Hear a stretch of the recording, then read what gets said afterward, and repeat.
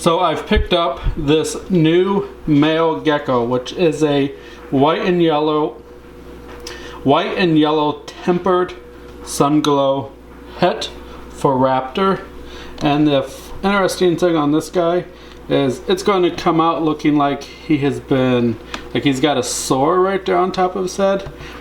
Trust me when I say that that is not a wound, that it's actually a paradox happening there. It's a large reddish color spot, if you will. We can get him to sit still so I can focus in on it.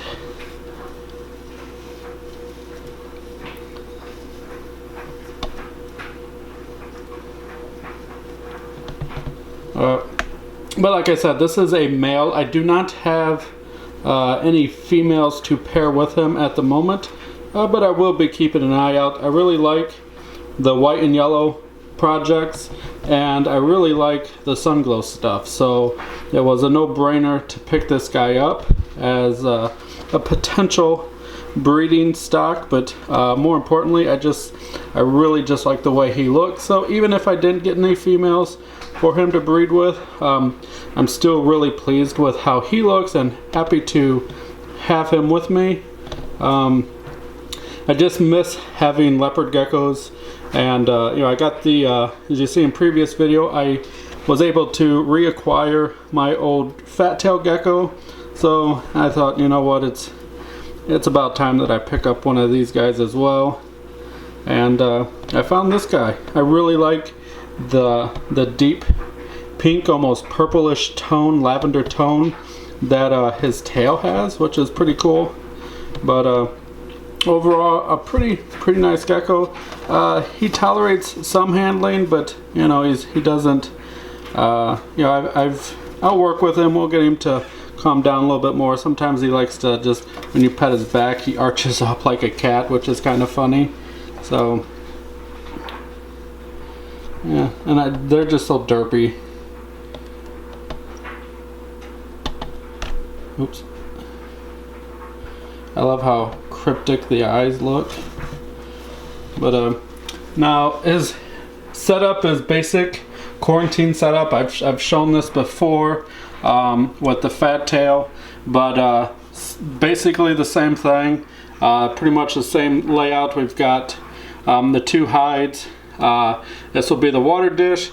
This will be the calcium powder, and then this is the food dish for mealworms.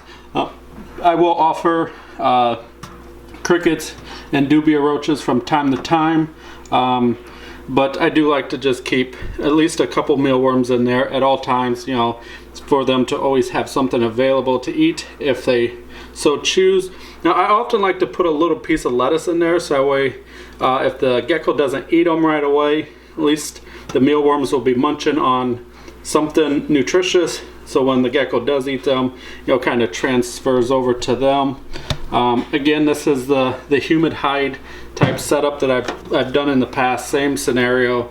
I use a deli cup lid with just a little bit of moss in there just to help with humidity if needed. He isn't going to be in here long, but these are probably the absolute bare minimum size for him at his size, at his age. So he won't be in here for very long, as I don't really have any other geckos. So there's really not too much to worry about as far as cross-contamination. There's no mites. I see no mites on him, and that's the other reason why it's on white paper towel, because mites are typically black little things, so it should stick out pretty easily. The other thing is like I've mentioned before, is the setup is easily cleaned and sterilized. So when I clean this, it's easy to run all this under some hot water and maybe even some mild soap to just get it all nice and clean and kind of sterile again. And then we will move him into something a little more fun later on once he's out of quarantine. But I don't have a name for this guy yet. Feel free to leave suggestions. Again, it's a male, and so happy happy to have this guy in the collection. See if we can't get a better look at that spot on his head. Again, that is not a wound or anything. It's not a scabbed cut or anything. It just is a reddish pigment there on his head. So that is the latest addition.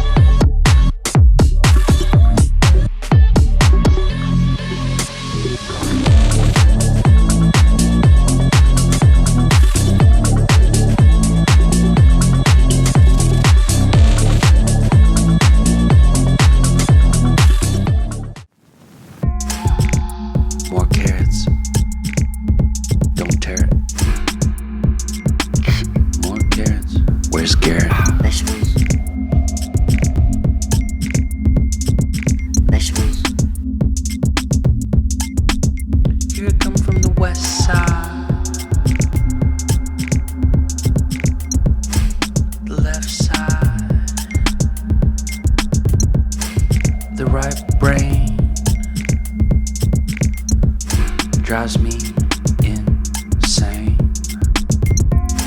Don't lie, don't lie, don't lie to me.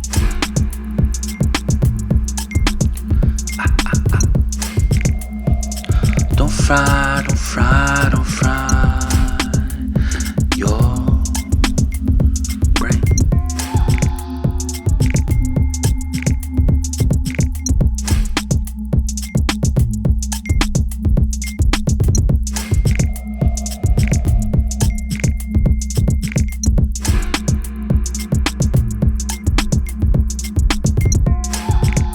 More carrots, don't tear it.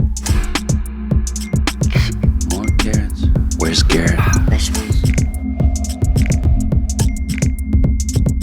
Vegetables.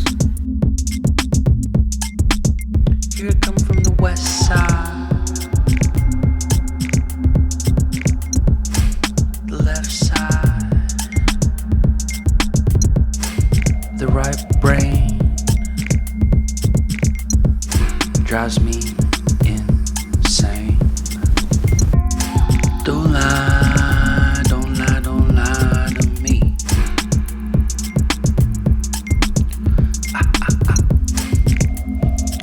Don't fry, don't fry, don't fry your brain.